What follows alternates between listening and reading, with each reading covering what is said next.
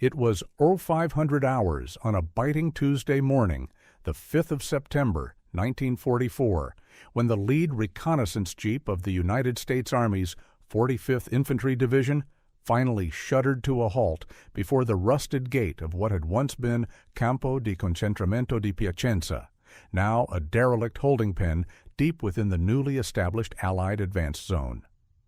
A thick, wet Adriatic mist clung to the three concentric rings of barbed wire, lending the complex a chilling, spectral quality, a ghost of the fascist order slowly dissolving into the mud of the Po Valley.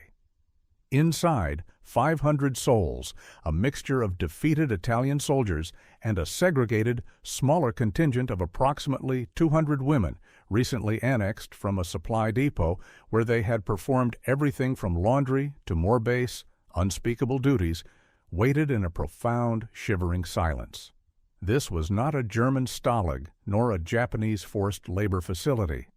This was an Italian construct, a decaying monument to a regime that, unlike its powerful German partner, had never possessed our industrial discipline to manage brutality on a grand, efficient scale. Its cruelty was instead born of incompetence, desperation, and an ever-deepening existential scarcity. The irony of the moment was so thick it was almost palpable. These women who had survived the collapse of their nation by navigating the vicious mathematics of deprivation. By mastering the black market where the only reliable currency was flesh, were now prisoners of an entity whose only measure of value was abundance. They were behind American wire, a prison paradoxically overflowing with food and medical supplies. A concept that instantly short-circuited every survival instinct they had honed over the preceding year. The last vestige of that dying order was embodied by Lieutenant Colonel Aldo Bellini, a man whose polished boots and meticulously pressed uniform served as a final pathetic defiance against the tide of history. Bellini, stripped of his command, but not his crushing arrogance, viewed the women not as victims, but as a final resource to be calculated and discarded. In his mind, they were merely the most compromised tier of a logistical structure that had failed from its very foundations, yet still provided a temporary solution to the unsystemic hunger that gnawed at his remaining men. Bellini's regime of necessity, like the wider fascist military adventure, had been a catastrophic failure of simple arithmetic. Where the average German soldier might receive a meager 2,500 calories per day, the Italian field ration had frequently plummeted to barely 300 calories. A starvation allowance, a number that became a rhetorical shorthand for defeat itself. Within that starvation, Bellini had created his own internal economy. A single, hoarded carton of cheap American cigarettes captured in a skirmish months earlier could fetch 12 lira chara on the camp's black market, a price only attainable through transactions that demanded the most profound moral cost. He knew the women understood this. They had lived it. They had accepted the grim reality that the only thing Italy still produced in any genuine surplus was desperation, and it was a desperation that demanded a price. Bellini was convinced that the incoming Americans, these legendary, fat invaders from the New World, would simply perpetuate this system, albeit on a grander, more efficient scale. The spoils of war, he had sneered to his remaining officers, are universal, and the first spoil is always the subjugated body. This localized brutality was a direct sensory manifestation of the regime's historical failure to bridge the chasm between grand theatrical rhetoric and meager industrial reality. Fascist Italy, despite its boastful claims of a new Roman Empire, was a logistical phantom, a state consistently betrayed by its lack of depth in the necessary raw materials of modern war. Throughout 1943, while the Allies were ramping up the production of aircraft carriers and unleashing the terrifying, rhythmic output of the assembly line, Italy's domestic steel production was a pitiful fraction of its needs, and its oil reserves were virtually non-existent, forcing a dependence on increasingly unreliable German imports. The grandiose dream of controlling the Mediterranean shattered against the cold, hard numbers of fuel and tungsten. Mussolini's vision had demanded an empire, but his nation could barely feed its own children, much less provision a professional army. This scarcity of materiel metastasized into a scarcity of morality. The lack of resources at the industrial level translated directly into brutal resource management at the human level.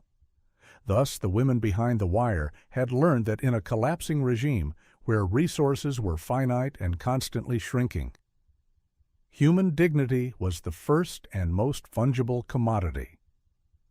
To be traded.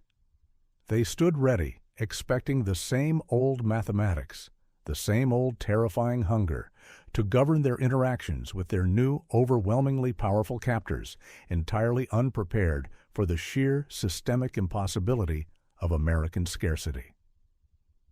If the fascist state was defined by the desperate mathematics of scarcity, the United States was defined by the relentless, monotonous superiority of the machine, a force of POWs, industrial supremacy, that dwarfed every previous calculation of conflict.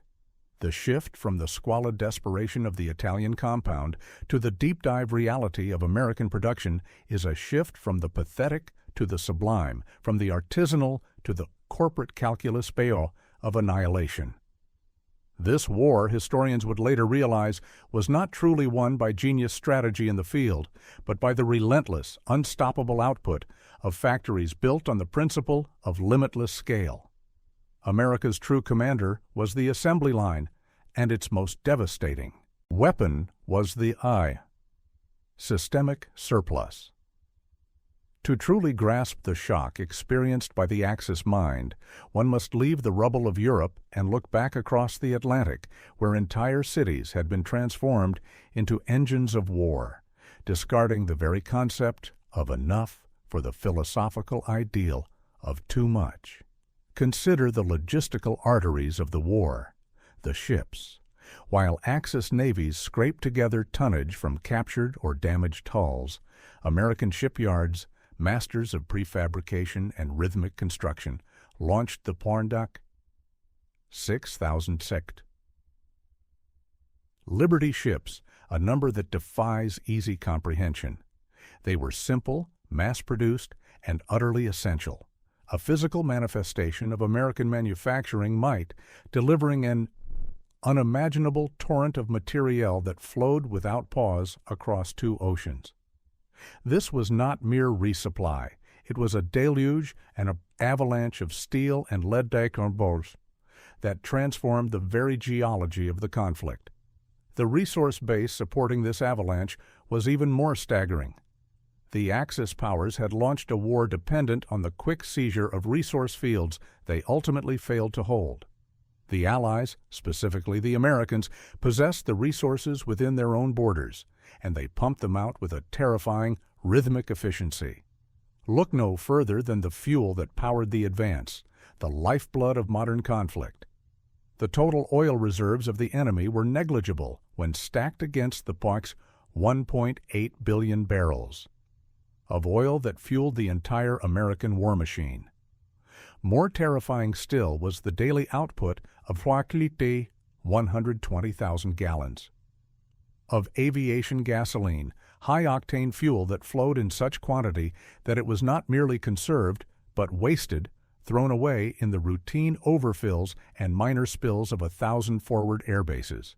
This was the birth of Brain's Logistical Redundancy, a military that didn't just meet demand, but overwhelmed it, ensuring that every soldier, every vehicle, and every aircraft was backed by a resource chain so deep it was functionally infinite. The contrast found its sharpest point in the sky. When the German aircraft industry produced a Messerschmitt Bf 109, it was a work of precision, a meticulous assembly of highly specialized components, a process that still retained the faint aroma of the artisanal workshop. Its production numbers, while high, were strained by constant strategic bombing and crippling resource bottlenecks. Now turn to the Detroit Willow Run complex, a facility conceived not by an aircraft designer, but by the automotive titan Henry Ford, a man whose genius lay in reducing complexity to repetitive, predictable motion. Willow Run was a factory the size of a small city, designed not to build a plane, but to manufacture it. The product was the B-24 Liberator, an aircraft often derided by the Europeans for its bulky, utilitarian shape, the aforementioned flying milk bottle. But in the mathematics of destruction, utility always triumphs over aesthetics. Willow Run proved the supremacy of the assembly line by rolling out one B-24 approximately every 63 minutes at its peak. The relentless production rate utterly negated German genius and courage. For every sleek German fighter shot down, 3 just corpulent. B-24s were already on their way across the ocean. The true genius of the B-24 was not its flight characteristics, but the fact that it was built for rapid, expendable replacement. The German ace felt the pressure of fighting for the irreplaceable fatherland, while the American pilot felt the security of fighting with a logistical shield that treated his aircraft as just another unit in a system of unlimited resources. This systemic surplus, this corporate calculus gestalt of production over precision, gave the American soldier an advantage that transcended tactics. It gave him the powertrain, moral latitude. To not be driven by scarcity, a concept the Italian women behind the wire could never have conceived. The American advance was less a military maneuver and more the unstoppable momentum of a freight train of cultural conflict. A rhythmic collision where the logistics of limitless supply met the desperation born of profound structural scarcity. When Sergeant First Class Robert Bob Kinsley's supply convoy, 300 vehicles strong, reached the outskirts of the Piacenza holding area, the air crackled with the shock of two radically opposed realities touching for the first time. Kinsley was a product of the machine age, a meticulous logistics man whose deepest emotional investment was in the procedural adherence of supply chain management, not in the visceral, messy details of conquest. His mind was a ledger concerned with tonnages, fuel consumption rates, and the proper distribution of the quartermaster's bounty. He was the epitome of the disciplined industrial-era soldier, a man who saw looting not as a moral failure, but as an administrative malfunction, an unauthorized withdrawal from the vast corporate storehouse. The surrender itself was not a graceful historical moment, but a ragged, pitiable collapse. Kinsley watched, his clipboard and grease pencil ready, as the defeated Axis soldiers stumbled from the perimeter, their uniforms worn thin, patched with conflicting colors, ethically compromised rags that visually proclaimed the bankruptcy of their supply chain. They were thin, their eyes hollowed by months of 300 calories a day, and their desperation was a tangible, foul-smelling thing. In stark contrast, Kinsley's men stood tall and clean, their olive-drab uniforms crisp, their gear mass-produced and perfectly functional, a visual testament to the uninterrupted output of a nation that could afford to replace everything. This juxtaposition of the clean, mass-produced GI uniforms against the marbinged-worn, patched, ethically compromised fascist uniforms was the first, silent, declaration of American supremacy. The initial shock was mutual. Kinsley and his men were stunned by the casual cruelty they witnessed among the surrendering troops. They found evidence of petty theft, random acts of violence against civilians, and a general moral disintegration, all symptoms of a system where the scarcity of every resource, from bread to ammunition, had justified every act of predation. They were looking at men who had internalized the mathematics of deprivation, where survival depended on seizing any possible advantage, human or material. Kinsley himself noted in his field ledger, with the detached analysis of a corporate auditor, Local forces demonstrate low morale threshold and high dependency on opportunistic resource acquisition due to systemic logistical failure. Priority: secure perimeter, stabilize caloric input. But the more profound, earth-shaking shock occurred inside the wire, where the 200 Italian women, hardened survivors of Lieutenant Colonel Bellini's exploitative regime, witnessed the American approach to supply. As Kinsley's quartermaster team began the methodical process of distributing K-rations and medical kits, small, trivial actions caused immediate, cosmic disbelief among the prisoners. An American soldier, frustrated by the sticky packaging of a peanut butter cracker, ripped the packet open, took a single bite, and then casually tossed the remainder, the full, calorie-rich half, into a refuse bin designed for paper waste. Another, needing to quickly secure a radio antennae, used a perfectly functional, tightly rolled bandage as makeshift cordage, discarding the sterile gauze after the deed was done.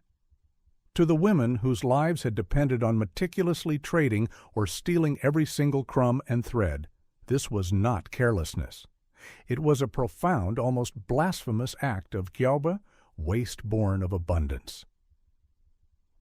Their minds, calibrated to a currency where a handful of dried beans was wealth and a stolen blanket was a fortune, could not compute a reality where sustenance was so plentiful it could be discarded in frustration.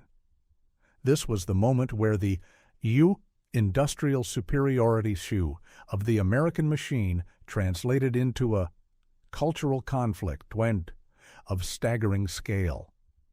The women, braced for the transaction, the grim exchange of body for bread that had defined their existence, were instead confronted with a military that viewed their survival, their caloric input, as merely another logistical problem to be solved, an item on a clipboard to be checked off with a signature.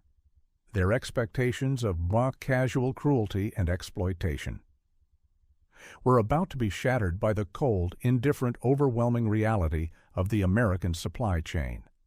This counterintuitive scenario set the stage, irrevocably, for the central human event.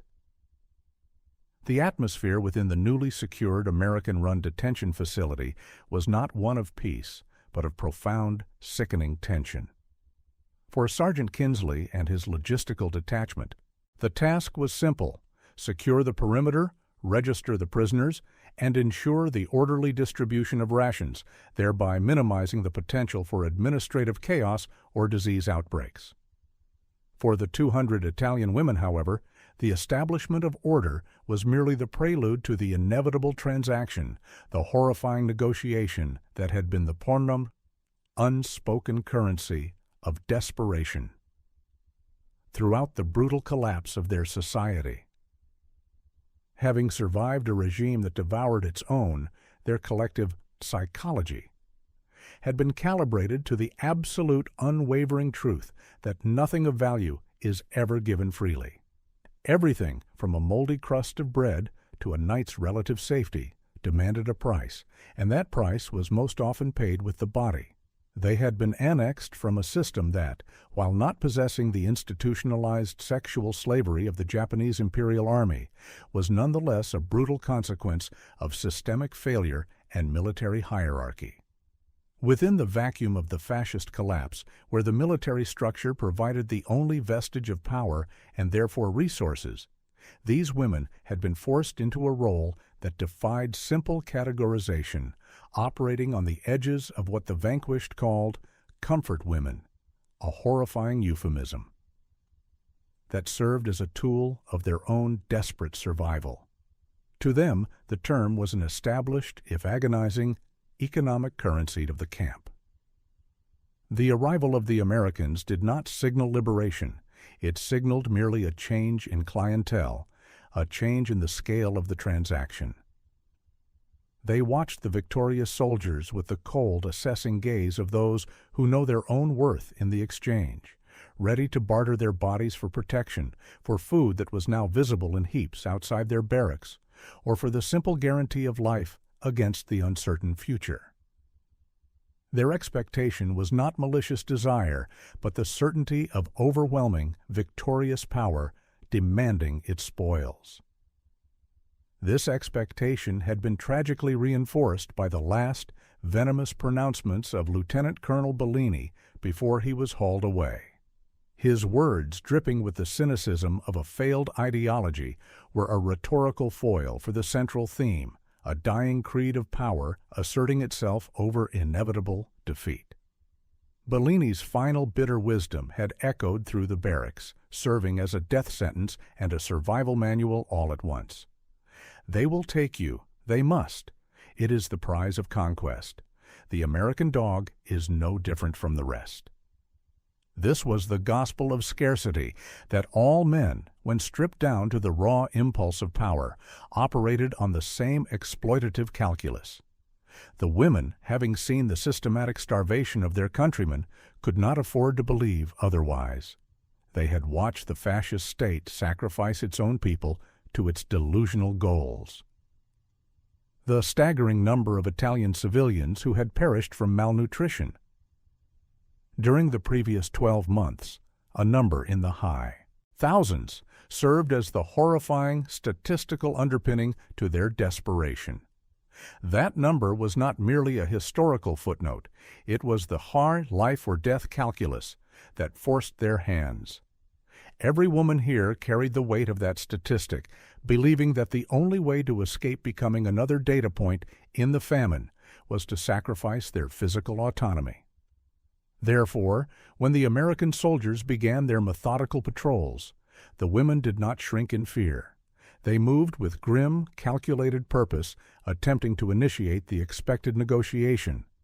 They used the glances, the subtle shifts of posture, the tentative approach after lights out that had been their language for the past year.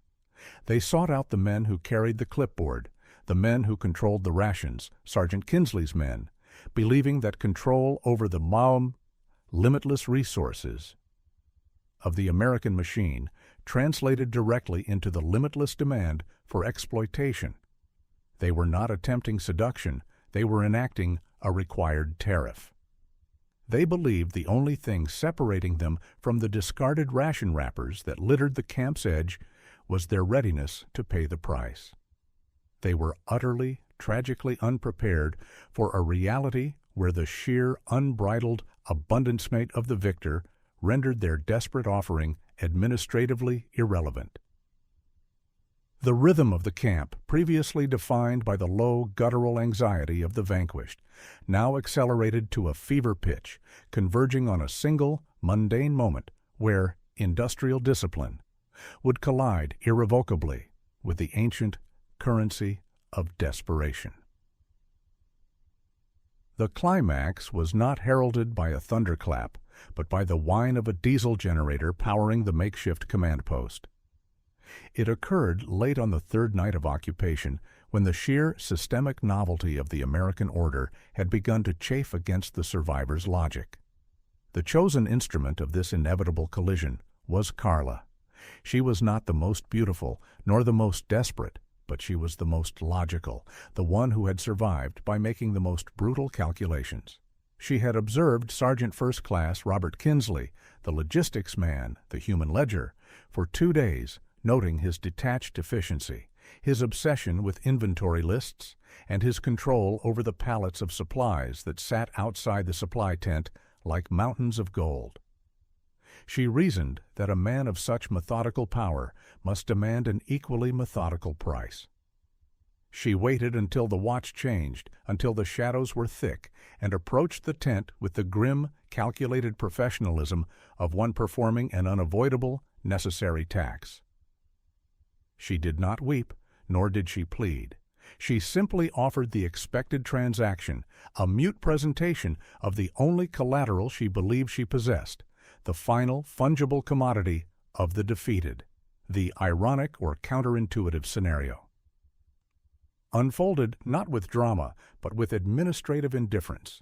Kinsley, hunched over a manifest calculating the gross weight of incoming medical supplies, looked up, saw the silent proposition, and frowned, not in moral outrage, but in professional annoyance. The woman was disrupting his inventory, Her action was illogical, an unplanned expenditure in his tightly controlled ledger. His mind was instantly consumed by the variables that made her desperate offering unprofessional, negligible, and unnecessary. His analysis was instant and terrifying in its cold systematicity. The risk of engaging with this desperate trade was immense. It carried the instant threat of court-martial under the strict Articles of War, a bureaucratic fate more certain and terrifying to an American logistical man than any enemy sniper. Why risk the systematic failure of his career? Why invite the mathematics of legal sanction? For a meager pleasure? The abundance was his shield. The American Army had provided Kinsley with everything: clean bedding, regular hot food, a salary, and the promise of immediate, certain victory. He had no basic scarcity of resources, driving him toward exploitation. He didn't need to steal, he didn't need to barter, and he certainly didn't need to compromise his position for something that was so easily provided through legal-approved channels. His refusal was not driven by the soaring virtue of a saint, but by the ironclad discipline born of logistical security. The immense industrial engine of the United States had rendered Bellini's gospel of exploitation financially and administratively obsolete. This was the revelation that shattered the women's world. The shock was not simply Kinsley's personal virtue, but the systemic, overwhelming reality of the well-provisioned military machine. The sheer unavailability of everything, from clean water to blankets to the thousands of ready-made rations, made their desperate, final offering worthless. They were prepared for brutality. They were annihilated by abundance. The moment hung heavy and silent until Kinsley, impatient to return to his manifest of motor oil and powdered eggs, delivered the final, sharp, impactful, thesis-defining quote. It was an epitaph for the culture of scarcity, delivered in a tone so simple and almost bored that it stripped the transaction of its final terrible drama. "Get in line for your K-ration, ma'am." With those few words, the entire horrific Chaka culture of scarcity and forced exchange was deflated. The prize of conquest, Bellini's anticipated payment in flesh, had been rejected in favor of an orderly, recorded distribution of calories. The war had changed. The logistics had won. The shock experienced by Carla and the other Italian women was not the result of a sudden, widespread epidemic of American saintliness. Rather, it was the predictable, measurable outcome of the mathematics of discipline and abundance. The logical conclusion drawn from the logistical equation established in the factories of Detroit and the oil fields of Texas.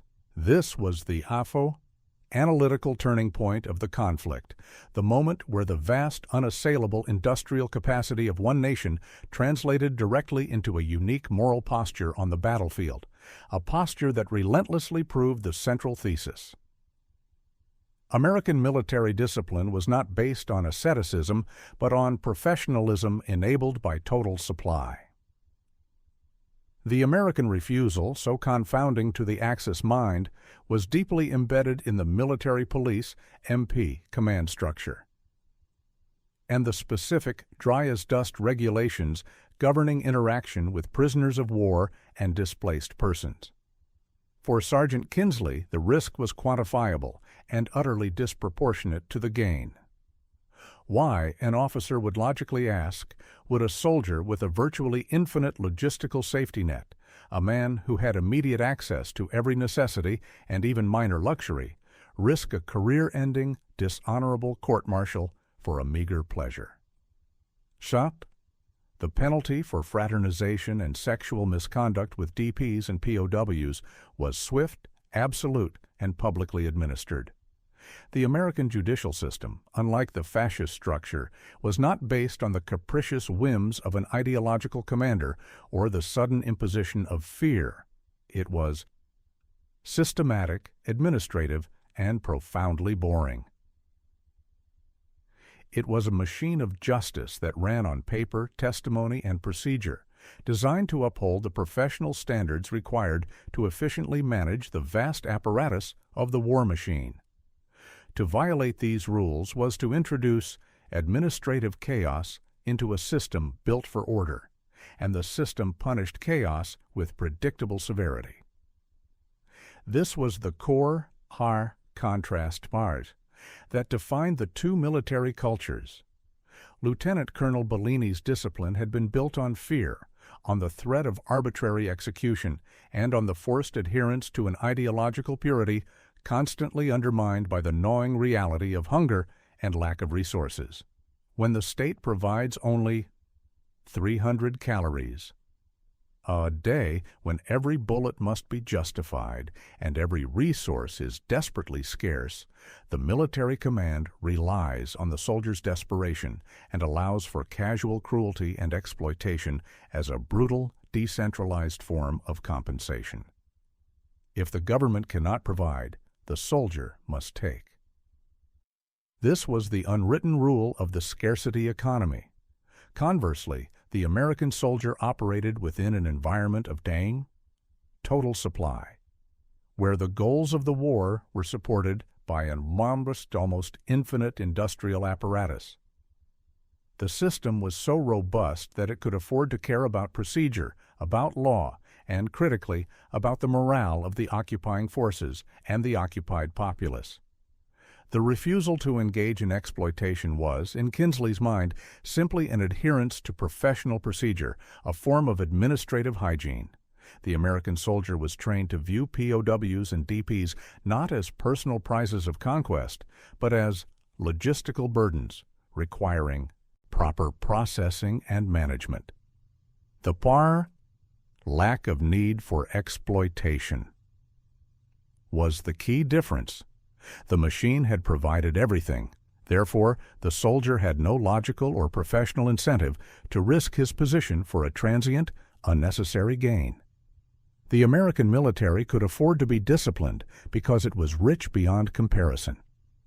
This deep-dive analysis proves the thesis relentlessly. The true victory was secured the moment the American logistics system ensured that their soldiers' basic human needs, and more, were met without compromise. The moment of refusal was not a testament to superior moral fiber, but to superior industrial power. The mathematics of discipline simply dictates that when the risk of court-martial outweighs the desperation driven by scarcity, the professional soldier adheres to the ledger. And in a war governed by the industrial furnace of the United States, that ledger was always balanced in favor of procedure and abundance.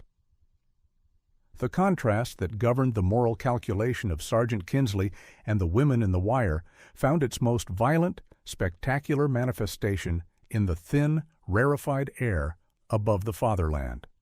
The German counterpoint to American abundance was the tyranny of the 8-hour shift. In the underground factories, an industry perpetually struggling against the rhythmic, annihilating pulse of the Allied air assault. Here, the struggle was no longer about logistics on the ground, but about the very sustainability of aerial defense. Major Erich Hauser, an expertise of the Luftwaffe, served as the sharp edge of this logistical failure, a man whose technical skill and innate courage had elevated him to a national symbol, but whose reality was a deepening, chilling dread. Hauser's struggle was a perfect mirror of the Reich's dwindling resources. His growing terror was no longer rooted in the skill of the enemy pilot he faced, but in the sickening realization that the opponent was not an individual, but a bounty number. He was not fighting men. He was fighting a statistical reveal. Hauser flew the sleek, aesthetically superior Messerschmitt Bf 109, a marvel of German engineering precision, built for speed and deadly elegance.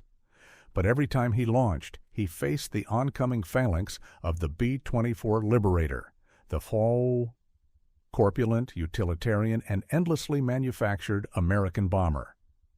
and he knew, with a certainty that chilled him to the bone, that the odds were terminal. The data points surrounding him were relentlessly grim. German aircraft production, driven by a desperate, unsustainable fury, had peaked in 1944, forcing slave labor into the dark, echoing tunnels of subterranean plants. Yet, this final manic burst of output was instantly dwarfed and negated by the sheer, massive, consistent, and replaceable losses. The Allies could absorb. Hauser would watch his comrades fall, 10, 12, 15 of the Reich's irreplaceable fighters shot down in a single defensive mission. But within 24 hours, the 8th Air Force gone could absorb the loss of 17 B-24s tank in a single day and launch double that number the following morning. This relentless rhythmic output, the party industrial heartbeat, was the true weapon. The American command could treat its aircraft as expendable tools, sacrificing them to the statistics, knowing that the assembly line provided a guaranteed replacement before the pilot could finish his debriefing. The German High Command, conversely, had to treat every fighter, every gallon of high-octane fuel as a precious, irreplaceable artifact. The technical struggle mirrored the resource collapse perfectly. The German fighter was refined, designed for the efficiency demanded by scarcity. The American fighter, like the P-47 Thunderbolt, which frequently escorted the bomber formations, was a flying engine of pure, unadulterated resource. Waste. Hauser and his comrades had initially greeted the sight of the bulky Thunderbolt with derision and irony, labeling it the flying milk bottle or the jug, mocking its size and relative lack of finesse. But that mockery withered and died under the first prolonged exposure to its terrifying offensive capability. The P-47 quickly became known to them as the Howhammer from heaven. A metaphor for a blunt, overwhelming force that operated not through finesse, but through sheer, unstoppable momentum. The technical reality of its Shakyu turbo supercharger and sheer weight made it an unstoppable force in the high-altitude engagements, capable of diving upon a target with the full force of its 5 tons and sustaining damage that would instantly obliterate a lighter German interceptor. This power was inseparable from the abundance that fed it. The American pilots possessed a luxury that an Axis pilot could never imagine: the ability to waste ammunition. The American doctrine did not necessitate the careful measured burst of 3 to 5 rounds required of the resource-strapped Luftwaffe.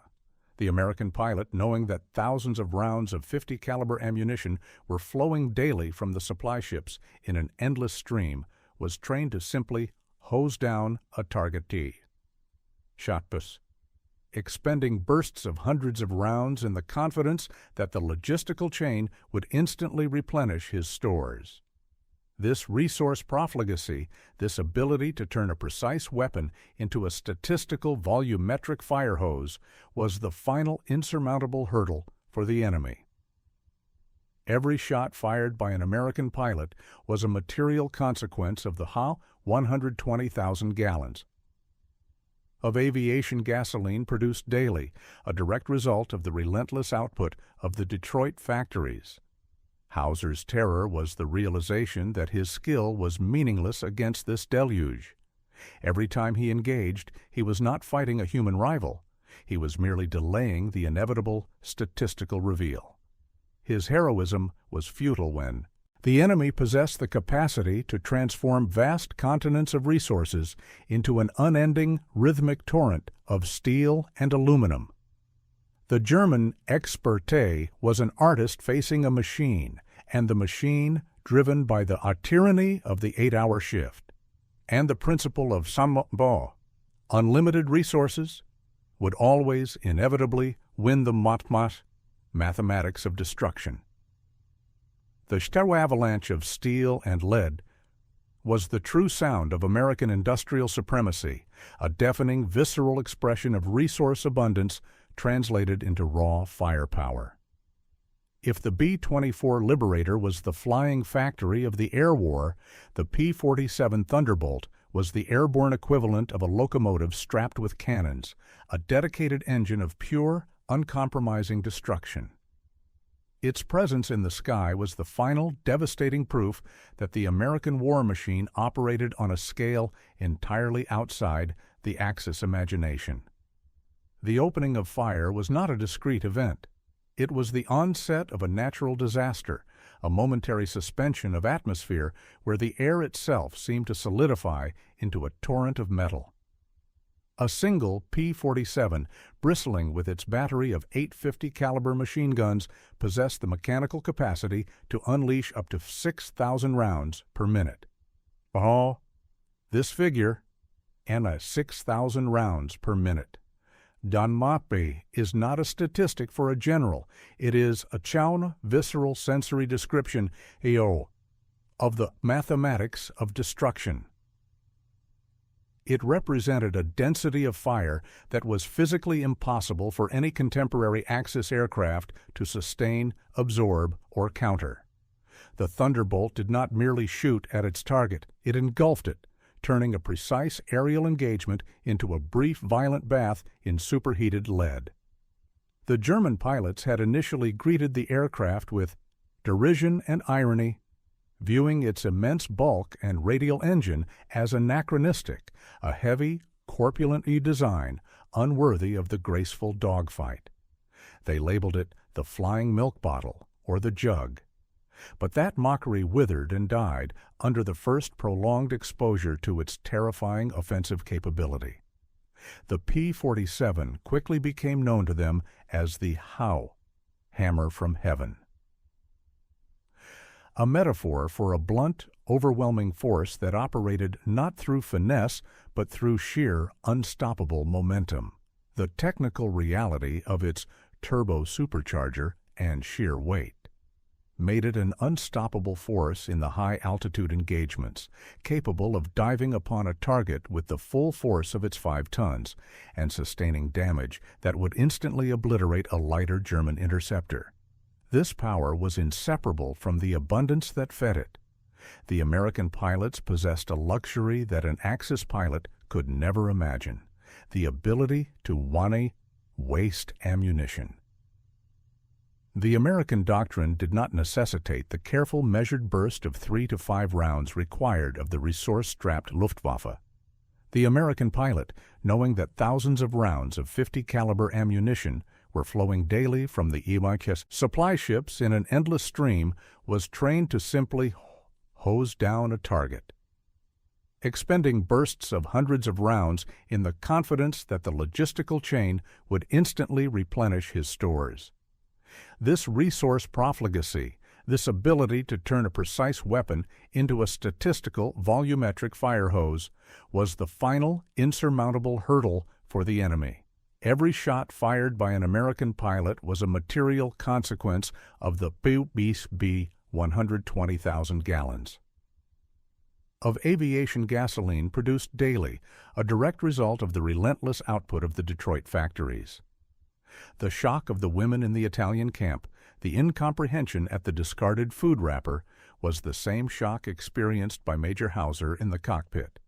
They were both confronting a power that had moved beyond the need for careful calculation. The Axis universe was built on the necessity of conservation, the brutal accounting of scarcity. The American universe was built on the unthinking, magnificent violence of excess. The P-47's fire, that thunderous 6,000 round per minute noise, was the sound of that excess, the terrifying physical proof that the age of the artisanal war hero had been utterly eclipsed by the unstoppable, rhythmic output of the machine. The noise of the Thunderbolt's 6,000 rounds per minute faded into the muted, pervasive sound of defeat, and the narrative returned inevitably to the human scale of the prison camp, to the quiet, somber accounting of the final weeks. The American occupation had settled into a predictable, maddening routine, a rhythm of inventory checks, scheduled meals, and bureaucratic detachment that was more psychologically destabilizing than any overt cruelty. For the Italian women, the relentless passage of time under this new regime forced a devastating self-reckoning at say. They were receiving atron unconditional aid. Yamet rations, clean water, and rudimentary medical care, all without the anticipated horrific price tag. The logic of Lieutenant Colonel Bellini that power demands flesh was proving false. The food came on schedule, delivered by methodical, indifferent soldiers whose only concern was proper counting. It became clear that the vast logistical firewall of the American machine had constructed a different moral universe. The Americans simply did not need to exploit because their system provided them with a logistical firewall against desperation. The sheer overwhelming reality of their second industrial capacity had provided the foundation for a code of conduct that rendered the transactions of the old world irrelevant. This realization was agonizing. Every bite of the standardized, calorie-rich K-ration was a betrayal of the past, a silent indictment of the survival logic that had governed their lives under the fascist collapse. To accept that the food was truly free, that the abundance flowed without a counter-demand, was to admit that the moral compromises, the brutal acts of self-sacrifice they had made to procure that same sustenance in the previous year had been unnecessary under a regime of true, comprehensive power. They had lived under the delusion that human desperation was a constant. The Americans had proven it was merely a function of inadequate supply. The very concept of a soldier not driven by scarcity was alien to them. They had witnessed Bellini's men cannibalize their own supplies, their own discipline, and ultimately their own society, because the fascist state was a logistical phantom, incapable of meeting basic needs. The American system, fueled by the 1.8 billion barrels of oil and the endless output of the Liberty ships, had the capacity to transcend this basic, brutal law of nature. Their power was so absolute that it could afford to be administratively decent. This key concept, the power of industrial capacity, provided the foundation for a different moral universe. Repeated itself in every scheduled delivery, every clean uniform, every wasted ration tossed carelessly into the disposal. One of the women, observed months later by a Red Cross official recording testimony, summarized the shock with simple, broken clarity, encapsulating the entire cultural collision in a handful of words. The quote, raw and profound, became the final rhetorical proof of the industrial thesis. They treated us like civilians, like something worth the food alone, not the cost. The weight of those words was immense. It was the recognition that the ultimate difference between the defeated and the victor was not courage or ideology, but the sheer relentless ability to produce so much that hunger and the resulting moral collapse was simply engineered out of the conflict. The somber truth was that the moral superiority was less a triumph of human spirit and more a direct, measurable consequence of the unstoppable momentum of the assembly line. The 4. Data-supported conclusion is the final authoritative statement that strips away the romantic patina of courage and strategy, revealing the conflict for what it was at its core.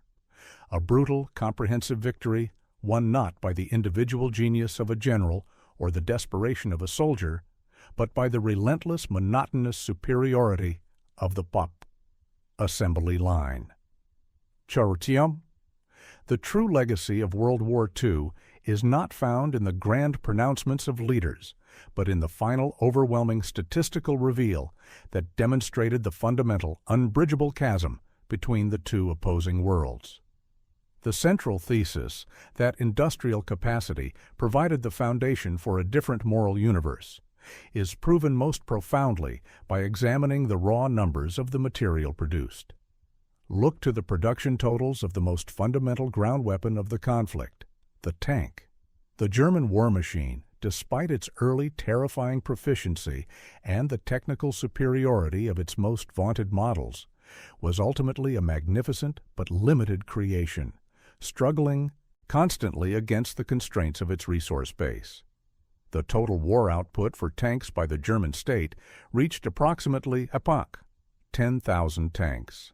Spare mind. This was a number achieved through forced labor, unsustainable resource expenditure, and a logistics chain constantly fractured by the avalanche of steel and lead raining from above. Now juxtapose that figure against the production of the United States.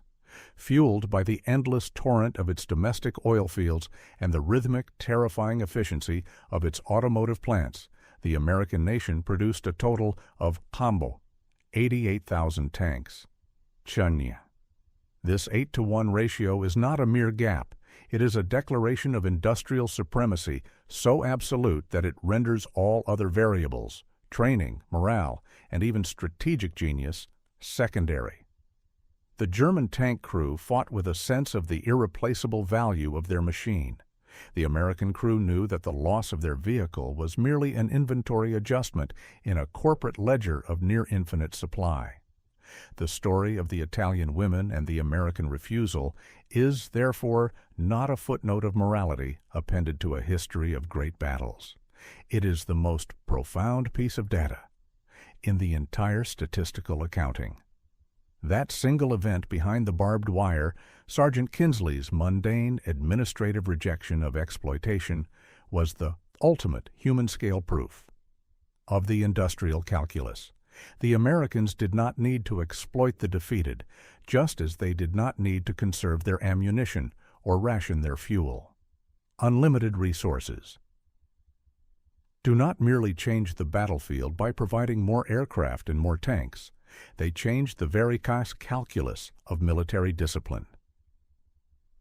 The systemic abundance removed the necessity for the brutal, predatory transactions that had defined the fascist collapse. The soldier, fully provisioned by a logistics chain that treated him as a functional element of an infinitely wealthy corporation, was immune to the desperation that had driven his enemies to moral disintegration. The fascist regime, built on the brutal, finite mathematics of scarcity and forced exploitation, was defeated not only by superior arms, but by superior bookkeeping. The industrial machine of the United States engineered a reality where the highest level of professionalism was simply the most logical course of action, turning the scarcity and exploitation of the defeated into the mathematics of defeat itself. The true victory was the triumph of the balance sheet, a final, irreversible decree issued not from the headquarters tent, but from the endless, relentless heart of the American factory floor.